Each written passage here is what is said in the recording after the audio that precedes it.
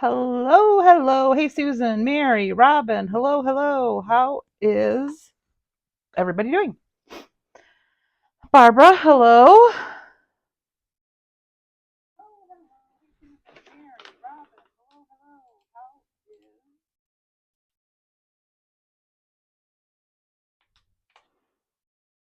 How's everyone doing? As you're popping on, say hello. We are going to go one more Tuesday talking about distress paint since the new colors, or not the new colors, the colors have come out of the vault. People are buying up some distress paints, and we are going to do some backgrounds with embossing folders. And I chose embossing folders because if anybody's been in the store lately, um, you'll have noticed that we've got some special deals going on. We are calling it the Rainbow Dot specials, and they're back in bins.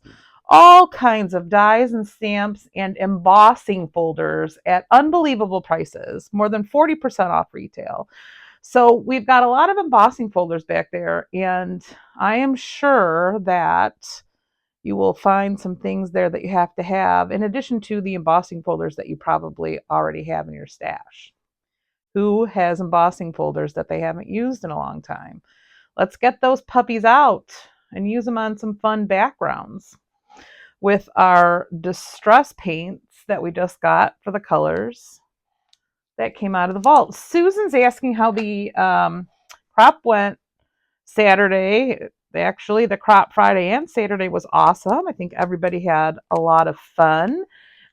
We had visits from special friends from Echo Park, Madison, and his wife Keisha came in, and we had a friend from Caterpillar come in on Friday, and all the ladies that were cropping got some special prizes.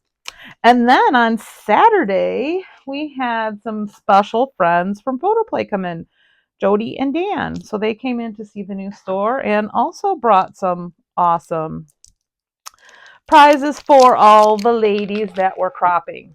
So it was a really good event, Susan. Thank you for asking. Um, all right, so let's get going with our demo. So you'll see that I've done a couple of trial runs. Now this is the embossing folder I'm going to use. This is just a regular standard embossing folder. Whoops. From Sizzix. It's one of the older Tim Holtz. And I know that you can probably find this in the Rainbow Dot special because I saw a bunch of Sizzix Tim Holtz embossing folders in there. So that's this one with Kitsch Flamingo. All right.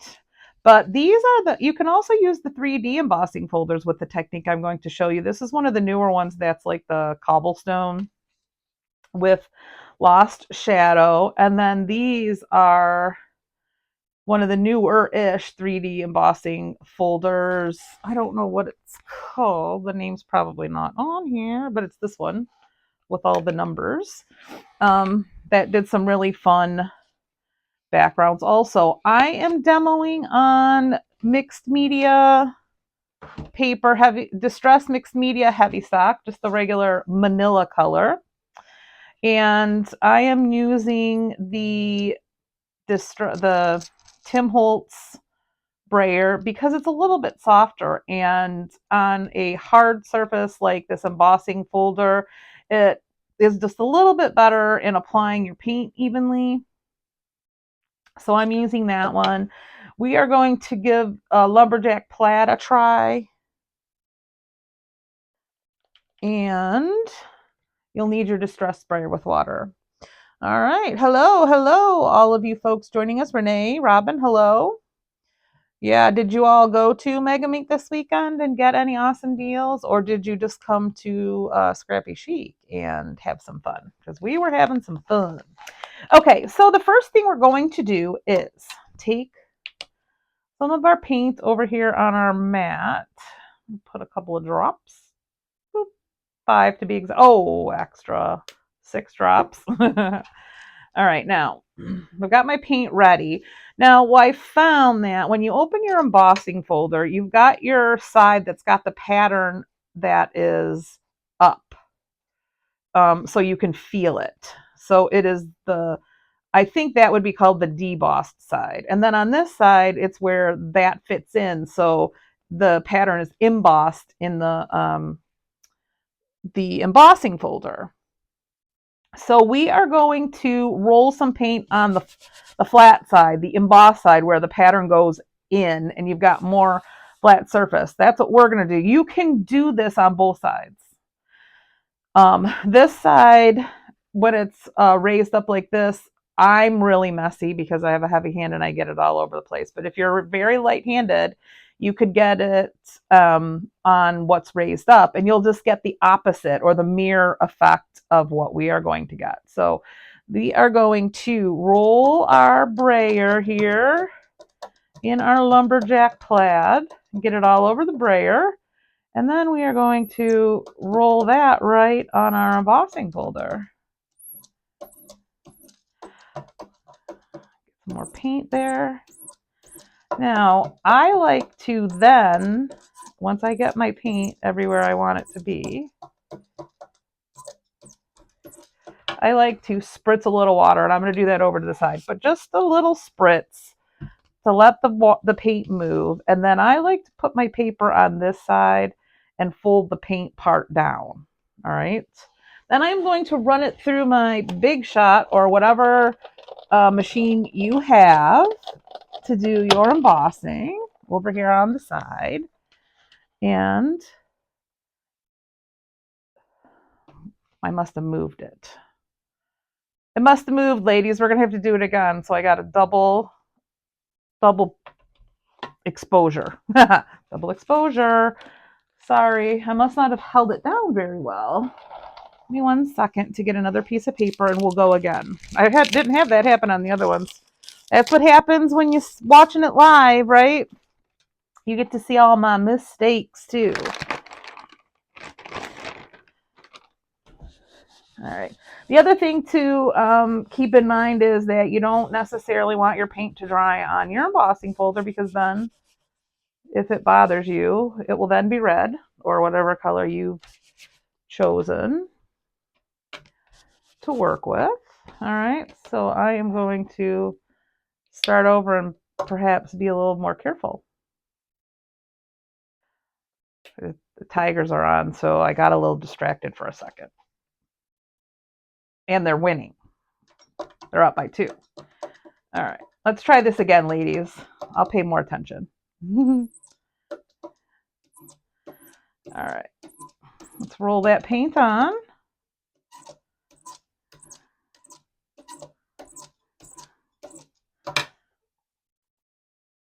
Give it a tiny spritzer of water. All right, now when we put this down, I'm going to have to hold on to it so it doesn't move.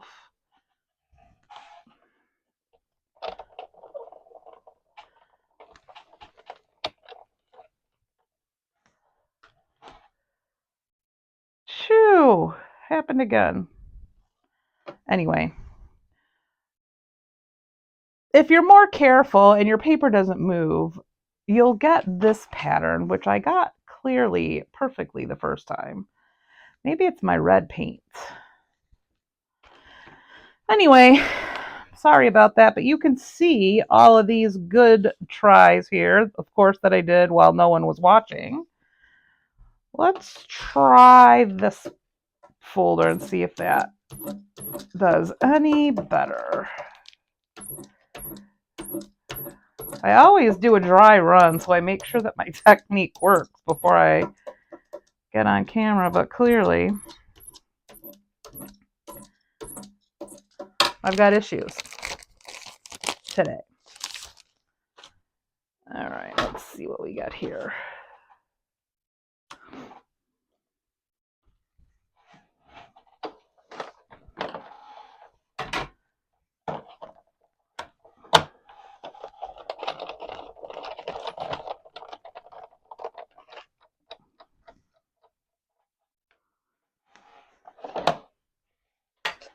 Saw my shim there.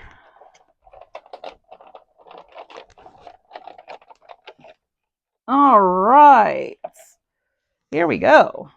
How about that? So this is with the numbers that I was talking about, but oh, I did spritz it on the side. You just didn't see me. So this is a really fun background with the numbers in the red. This double vision is no good. So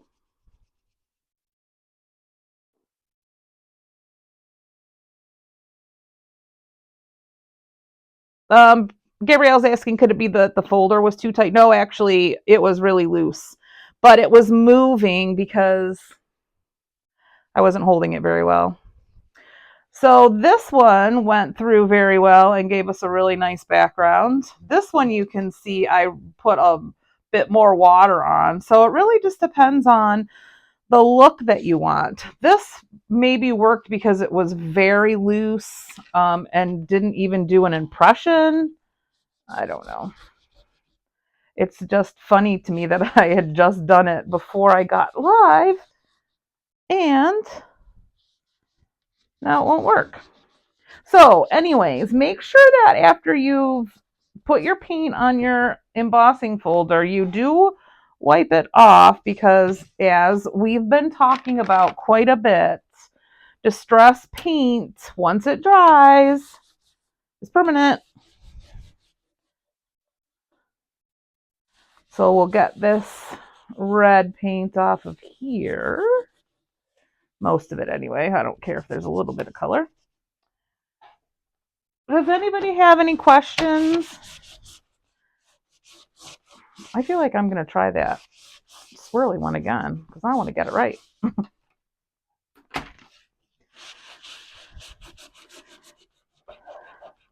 So I was talking about the rainbow dot special.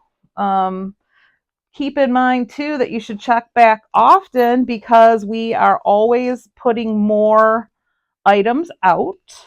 We have got lots of things to keep you guys busy. So make sure that if you look at it tomorrow that you check it out again next week because we've got lots of stuff to put out there. And while I'm getting ready to do this again and hopefully it works, don't forget that just a couple of days, 2 days until the Lawn Fawn release, Thursday, that will be out. And then just one more day after that, our friend Jen Shirkus will be in town and we will be having our 3 days of classes happening, Hive 5 and Summer 11. There's still seats available.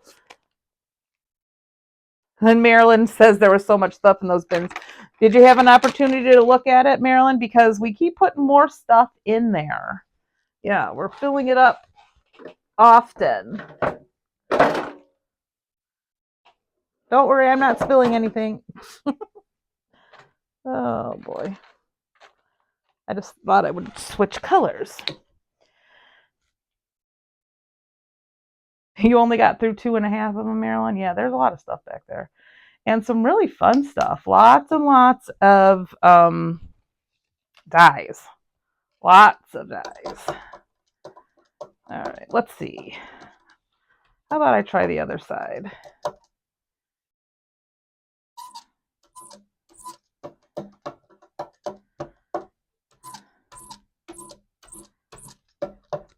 Everybody have a good Mother's Day.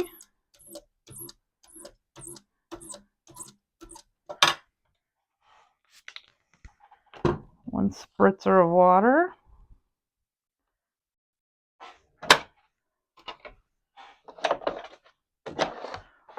Do anything extra special?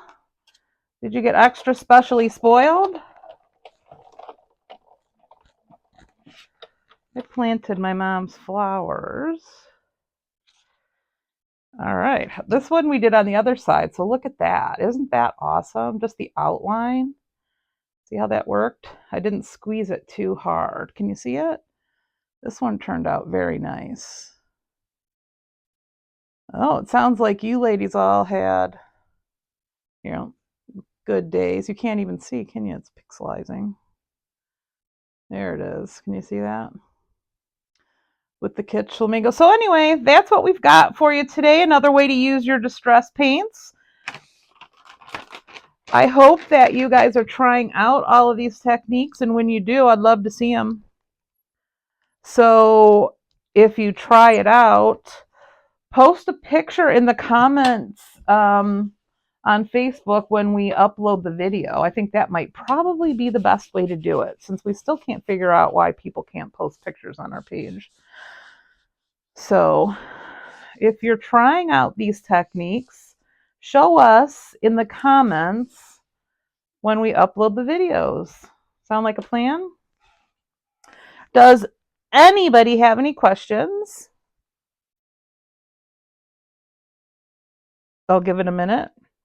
If not, we will see you very soon in the store. Don't forget that Saturday is Scrappy Chat. So at 9:30, right before Jen's Saturday class, Renee and I will be zipping through all of the new things, showing a new Michigan project that I was just working on before this video or this live. So we'll have some things to talk about. All right, everybody. So if there's no questions, thank you for joining us, and we'll see you soon.